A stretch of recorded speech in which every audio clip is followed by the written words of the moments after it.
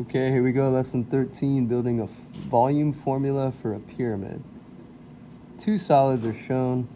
For each solid, draw and label a prism or a cylinder that has a base congruent to the solids and a height equal to the solids. Okay? I'm just gonna go real easy on this. I'm gonna go prism for this one, cylinder for this one, because they said prism or cylinder. So I'm just gonna take the easy way out. Draw and label a prism, base congruent to this, height equal to that. So that's pretty easy. So just draw your base, try to draw it close to how it looks.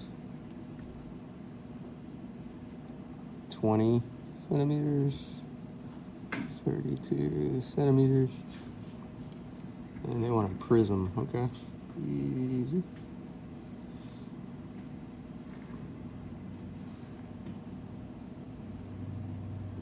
This has to be 25.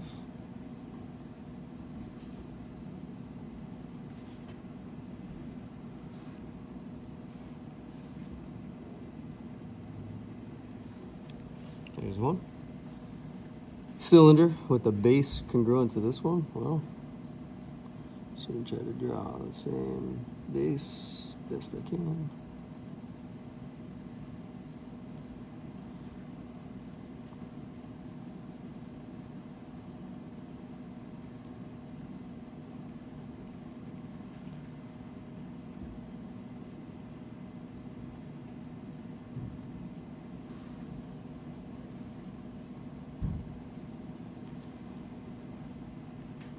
Yeah, the key to making this one easy is to draw a prism for this one and a cylinder for this one. If we switched these, it would have been so much harder, but this is the easy way. Might as well stick with that. Okay, 13.2, splitting a prism into pyramids.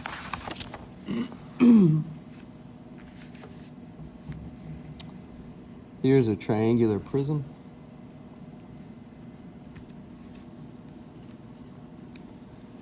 Suppose we split the prism into pyramids like the ones you built earlier. Like the ones you built earlier, okay? Let me go get a few of those.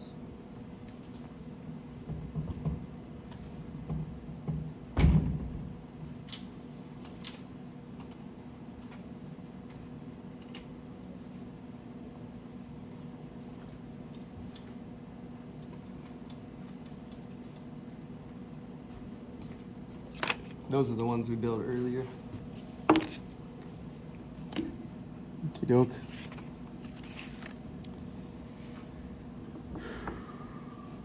Let's go to number 1.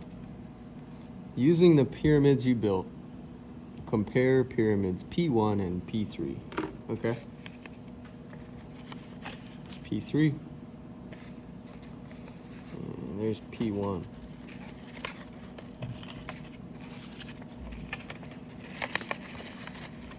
P1, P3.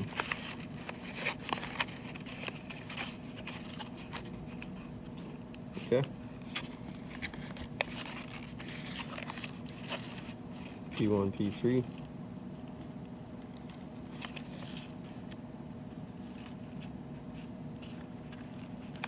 They're at the same area. Alrighty. Okay.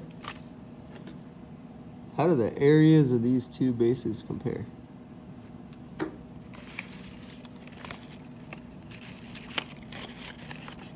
P1, P3. That would be a reflection, right? From one to the other. Yeah. So the areas would be the same.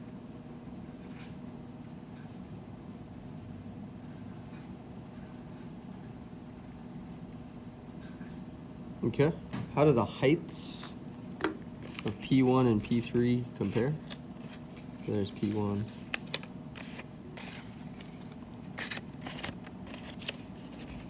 There's P3. As you can see, the heights are also the same. Just looking at the triangles. How do the heights, pyramids P1 and P3 compare? You could also look at it like this.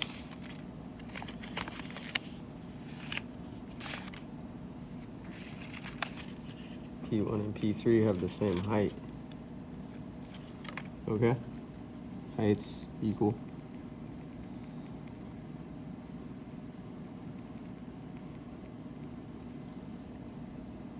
So the areas are equal and the heights are equal. C.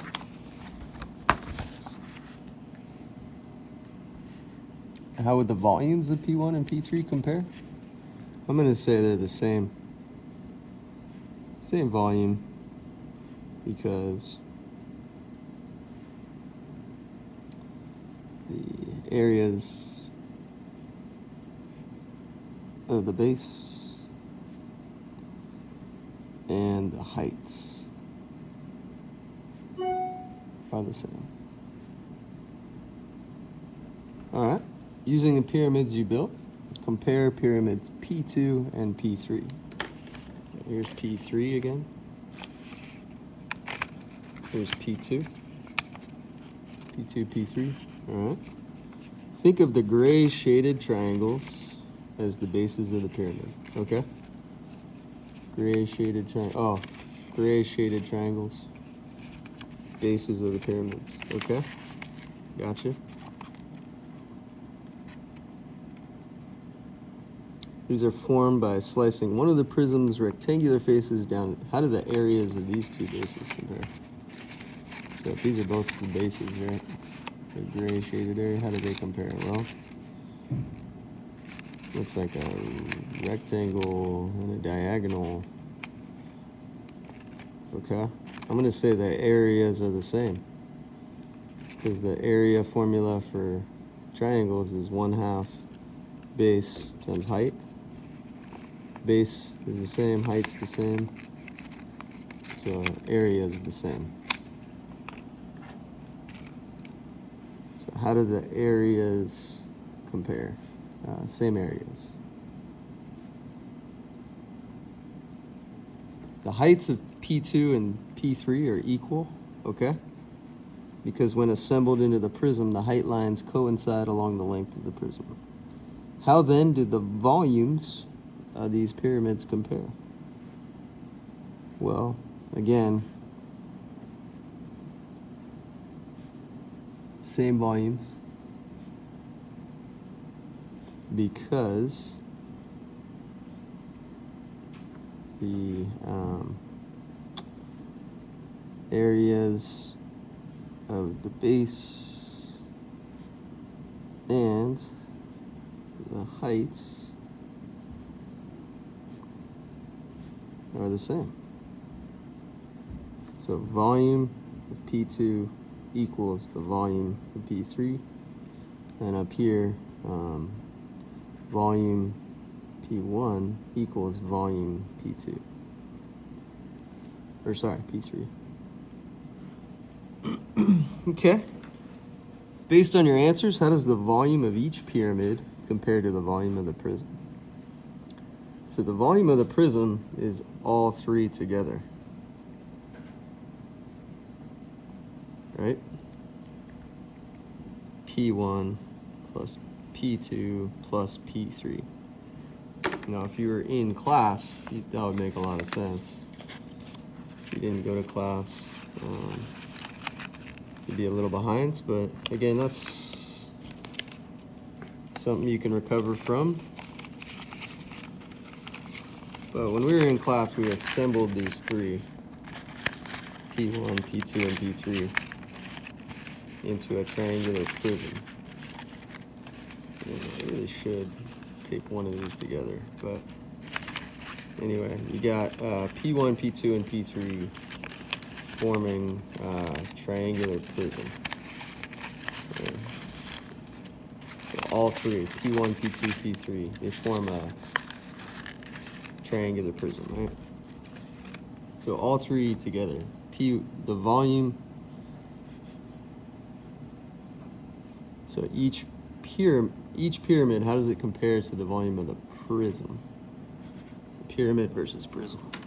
So the pyramid is like P1 basically, or P2 or P3. We already determined that the volume of P1 equals the volume of P3. We already determined that the volume of P2 equals the volume of P3. So that means the volume of P1 equals the volume of P2, which equals the volume of P3. So the volume's all the same for these, right? So how would like P1 compare to P1 plus P2 plus P3? Well, if P1 equals P2, then you can say P1 plus P1, right? If P3 equals P1, isn't that 3 P1s? So how would 1 P1 compare to 3 P1s?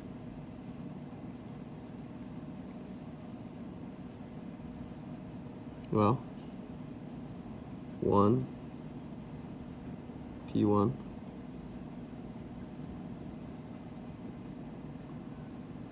versus 3 P1s. So 1 P1 versus 3 P1s. Well, each pyramid would be 1/3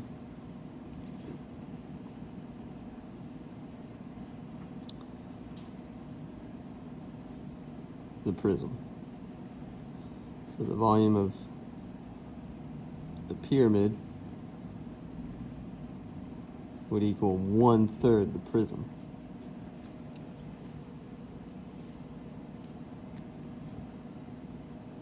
How could you use this information to find the volume of one of the pyramids? Well, if you say volume of one pyramid is 1/3 the volume of the prism, and you need to find a formula for a pyramid. Well, you know a volume of a prism is just base times height. So the volume of a pyramid is 1/3 base height. Don't change any of those numbers. All right. So 1/3 base times height. Whew. Slowly but surely got there. Okay. 13.3. Comparing cross sections.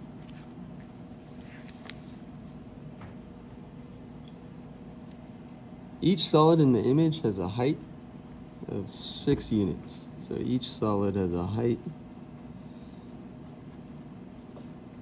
of 6. The area of each solid's base, shaded in, is 10. A cross section has been created in each by dilating the base, using the apex as the center, with a scale factor of 0.5. So in all three instances, the scale factor is 0.5, and it creates this dilation of the base, using the apex as the center. So that's an apex.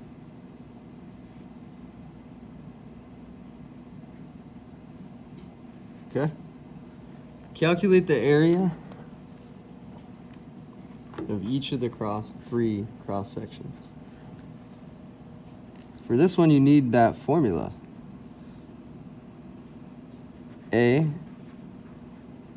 times k squared equals A prime. That means your starting area times your scale factor squared equals your dilated area, or your new area. So I know this says B, but B represents the area of the base.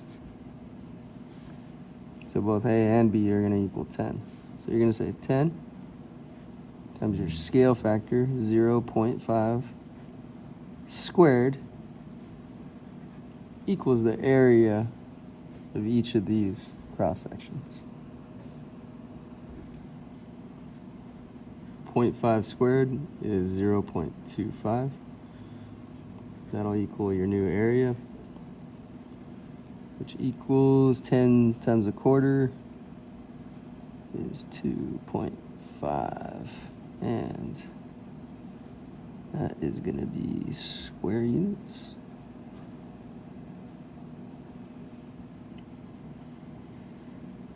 So the area of each of the three cross sections is 2.5 square units. Suppose a new cross section was created. So instead of this circle, this rectangle, this triangle, it's going to be like up or down. Might be smaller or closer to the bottom. But suppose a new cross section was created in each solid, all at the same height. So see how these are all at the same height? The new cross section is going to be at the same height. Using some scale factor K. How would the areas of the three cross sections compare? Explain your reasoning. Well, the areas of the three cross sections will all be the same because the starting area is the same. And you multiply it by the scale factor squared.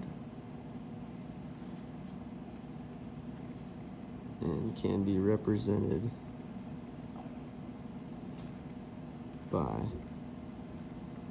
A prime will equal A times K squared.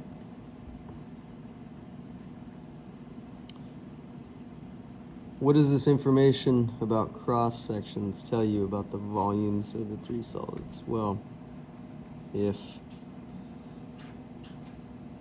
all areas of cross sections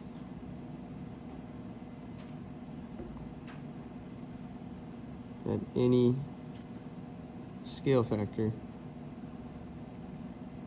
are the same,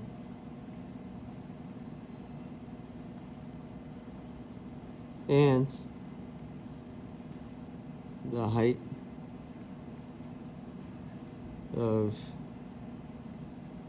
the three solids are the same,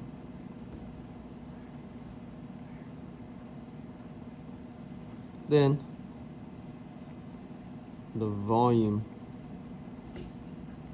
of the three solids are also the same. And that is Cavalieri's principle.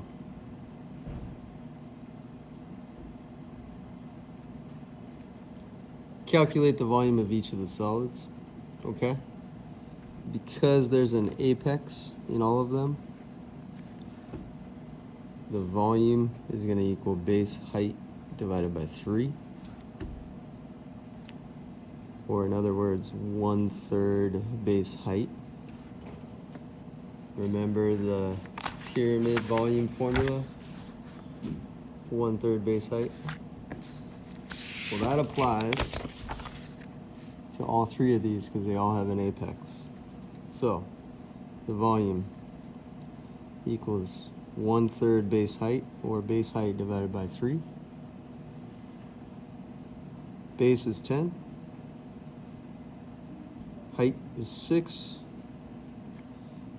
divided by 3. That's 60 divided by 3, which is 20, which equals volume.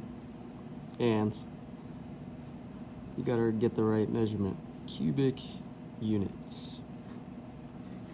So in all of these, the volume equals 20 cubic units. All right, that was a lot. Lesson 13. Nice job.